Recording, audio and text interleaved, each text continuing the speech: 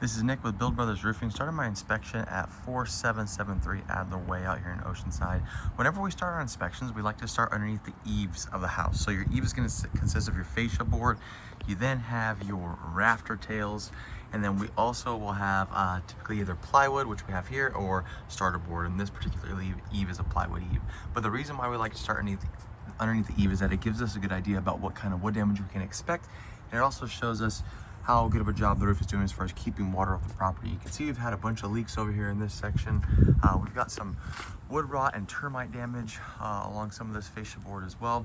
So the homeowner does need to know that there would be some wood repair on this home when it is time to re-roof. Now this is the original roof, looks to be about 35 to 40 years old. You can see that some of the neighbors have already started redoing their roofs. We got a new roof here, we got a new roof there. I haven't checked any of the other ones, but those are just two right off the bat.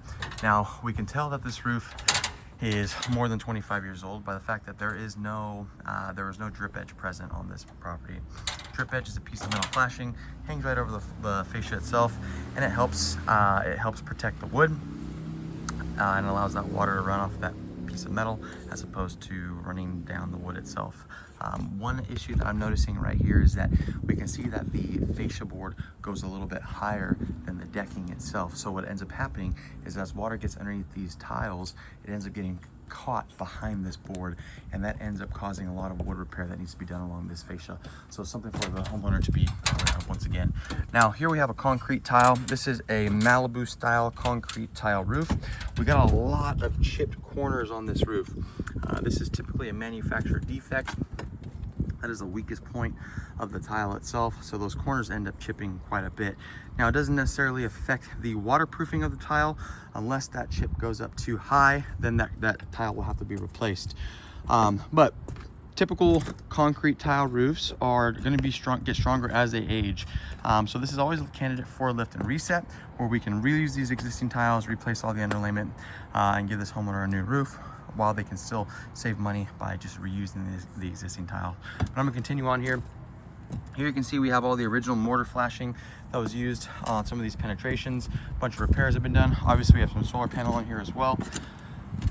Again, you can see all of the original mortar flashing that is starting to come apart as well. You can see this mortar is just kind of coming apart, starting to crumble throughout. We have missing mortar caps throughout the roof as well. You can see at one point there was a mortar cap here, but that is gone. Same thing over here also. So we're gonna have to be addressing that too. Now, here's the original underlayment. This was a slip tile.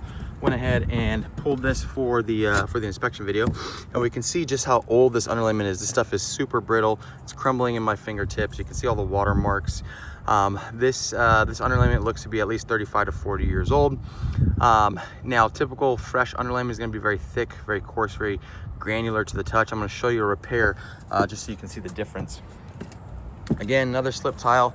We can see that underlayment is original over here also. You can see how soft and fuzzy it is.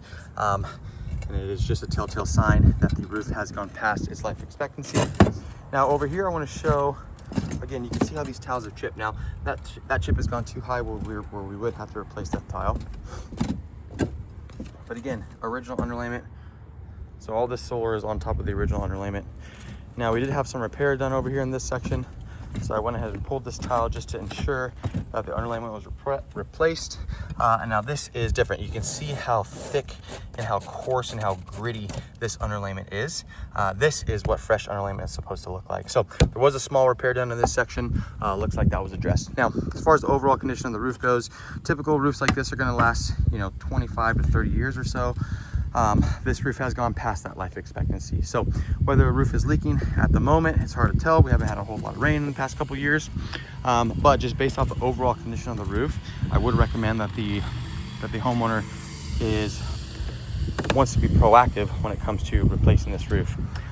You want to go ahead and prevent any kind of interior damage from happening that comes along with these leaks. So what we can do is lift these tiles up, reuse these tiles. Like I said, we'll go ahead and replace this underlayment with a layer of titanium peel and stick underlayment. It's a fire resistant underlayment. Comes with a limited lifetime warranty, and that'll go along with our lifetime workmanship warranty. Once all that underlayment, the original underlayment, is removed, we'll go ahead and address any kind of bad wood that we noticed. So we mentioned that section over here underneath that eave. All that area over here, we want to make sure that bad wood is replaced. and any fascia board that is rotten or termite damage, we will be replacing that as well. Once that is complete, we'll go ahead and reflash, reseal all the penetrations on the roof. We'll go ahead and reflash and reseal the skylights as well. And then we'll go ahead and add that new underlayment. At that point, we'll also be adding the brand new drip edge along the entire perimeter. And then we'll also be adding bird stop. Bird stop is a piece of metal that goes underneath the tile itself. So it stops any kind of critters or wind-driven rain from getting underneath those tiles.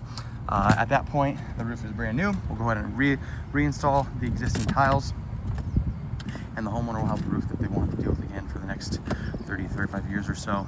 They also have the opportunity to replace this roof with a brand new tile roof. Not 100% necessary, but it is something that the homeowner can do if they're looking to change up the look of the house and just freshen it up. That's it for my inspection.